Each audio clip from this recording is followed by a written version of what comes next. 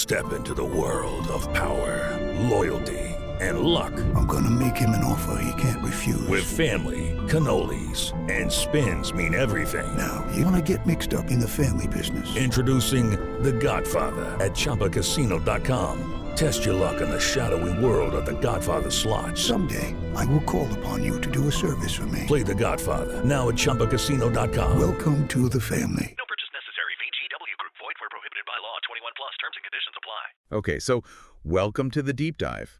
You're here because you want to, get up to speed quickly on important stuff. Okay. You've sent us a ton of really interesting material on resell rights. Yeah. And if you're like most people, maybe that phrase resell rights makes you think of long, boring legal documents. Definitely. Yeah. And that's really too bad because understanding resell rights can actually be a big deal for anyone who's trying to build an online business. A lot of people get tripped up by all the confusion around it, and that stops them from taking advantage of some really awesome opportunities. Yeah, for sure. So let's take everything you've shared and try to break it down, make it really easy to grasp. Okay, so at its core, a resell right is like a permission slip for a digital product. Right. You buy something and it tells you exactly what you can and can't do with it. And the most important thing is, can you sell it? Exactly. But as we've seen in all the stuff you sent, it gets a little more complicated than that. There are different levels of resell rights. Absolutely. There are a few layers to peel back here. Yeah. And in this deep dive, our goal is to do just that. We really want to lay it all out for you, the different types of resell rights, how to actually use them in a smart way, maybe even open up some new income streams. Yeah. And most importantly, save you a bunch of time and frustration. The resources you sent cover so much ground, We see some legal stuff, but obviously we're not lawyers, so this isn't legal advice. Right, of course. And then there's the practical stuff, the how-tos of actually building a business. Yeah, you got it. You're diving into something super interesting here. This could be a way to get your online business going or take it to a whole new level. For sure. Okay, so let's jump right in. Let's unpack the basics, the core types of resell rights that kept popping up in the material. Sounds good. That's a logical place to start. Yeah. You sent us a ton of stuff, and it clearly points to three main categories. Okay. The first one, and the most basic one, is just called basic resell rights. It's like the simplest permission to sell something. So if I buy, let's say, a really helpful guide online, and it comes with basic resell rights, Yeah, I can turn around and sell that guide to someone else, right? that's right. You make the sale, you keep the profit. Simple as that.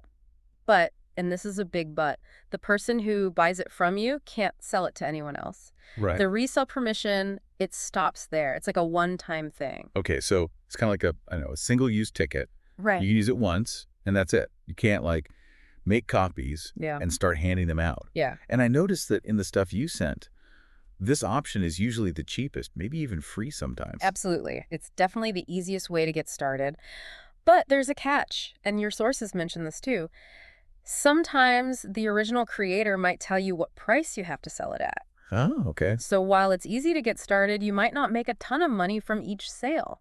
Interesting. Okay, so that's basic resale rights, sell once, and that's it. What's the next level? All right, so the next step up is master resale rights. Now things start to get a little more interesting. With master resale rights, you can not only sell the product yourself, just like with basic rights, but you can also give your customers the right to resell it too. Oh, I see. So if I buy that guide with master resale rights and I sell it to someone, Yeah. they can then sell it to someone else and so on. Exactly. And one of the sources made a really important point. You actually get to decide what kind of rights your customer gets.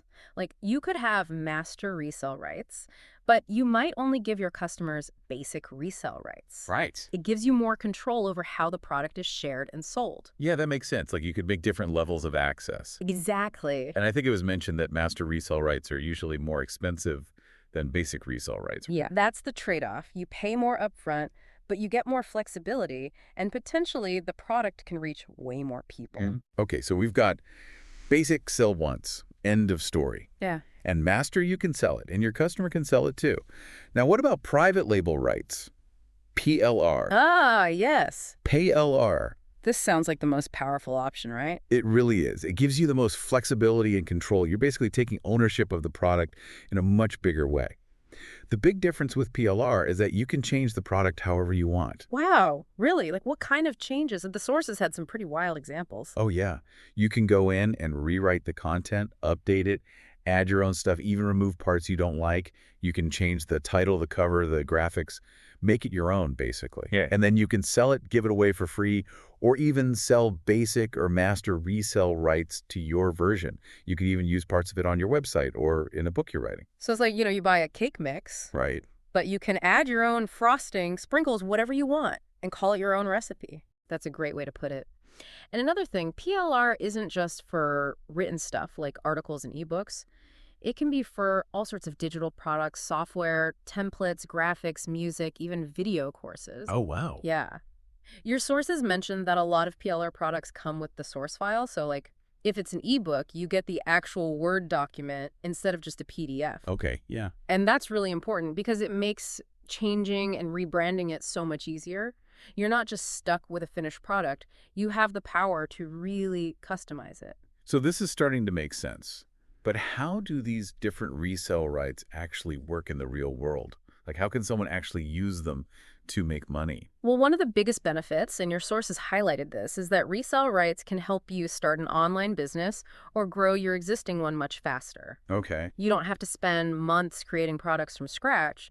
You're getting a product that's already made, ready to go. Like instant inventory. Exactly. And there are two main ways to make money with resale rights. The first one is pretty straightforward. You buy a product with resale rights, any of the three types, really, and then you just sell it. Okay. Find something that people want, get the right license, and start marketing. So simple, but it makes sense. What's the second way? The second way is to sell the rights themselves. This is mostly for master resale rights and PLR. So if you have master resale rights, you can sell those rights to someone else, and they can sell the product. With PLR, because you have so much freedom, you can even sell different levels of resale rights as part of your own product. I'm starting to see the possibilities here. And that flexibility with PLR seems really powerful. Yeah. You can take something that already exists, rewrite it, combine it with other stuff. How can our listener take advantage of that? So many ways. Like, let's say you find a bunch of PLR articles about gardening. You could take those articles, put them together, add your own tips, maybe some pictures, and create a whole ebook. Right. And that ebook is unique. It's not just a copy of what everyone else is selling. Makes sense. Now, your sources talked about using PLR content for SEO, getting your website to show up higher on Google. How does that work? Oh, SEO is all about content. Google loves websites with lots of good, relevant content. Okay. So if you take those PLR articles, rewrite them, make them really good, and put them on your website, that can help your SEO a lot. More people will find your website, which means more potential customers. That makes sense. And what about using PLR for affiliate marketing? That's another great strategy. Let's say you're promoting gardening tools as an affiliate. You could use a PLR article about gardening tools, rewrite it, add your affiliate links, and share it on your website or social media. People are reading about gardening tools, and bam, there's your link right there. Very clever. Okay, so we've covered the different types of resale rights and how to actually use them. But with all these different rights and options, it sounds like it could get kind of complicated. Your sources really emphasize the importance of reading the fine print. Oh, absolutely. The license agreement, that's your Bible. You have to know exactly what you can and can't do with each product. Don't just assume it's the same as something else you bought. Right. Read the agreement carefully every single time.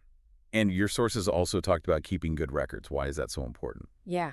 Especially if you're working with a lot of different products and resale rights. If you keep track of everything, you won't accidentally break the rules of your license. Yeah. You might even discover new ways to use your products and make money. Okay, so we've talked about the basics and how to use them. What are some things people should watch out for? Potential pitfalls. Okay, so one thing to remember, and we touched on this earlier, is that not every PLR product comes with master resale rights. Just because you can change and rebrand a product doesn't mean you can sell the resale rights. You have to look at the license agreement. Right, so even though PLR gives you a lot of freedom with the product itself, you might not be able to let other people sell it. Exactly. And generally, while you can sell or change PLR products, you usually can't just give away the rights to the product unless the license says you can. You could give away the finished product, especially if you changed it a lot, but giving away the rights is usually a no-no. Okay, so what are some mistakes people make when they're selling products with resale rights? things to avoid? Oh, there are a few big ones. The first one is selling resell rights to too many people. Okay. If everyone's selling the same product, the market gets flooded, prices go down, and nobody makes much money. Yeah, it's like too many cooks in the kitchen. Exactly. Okay, what else? Another mistake is setting the wrong price.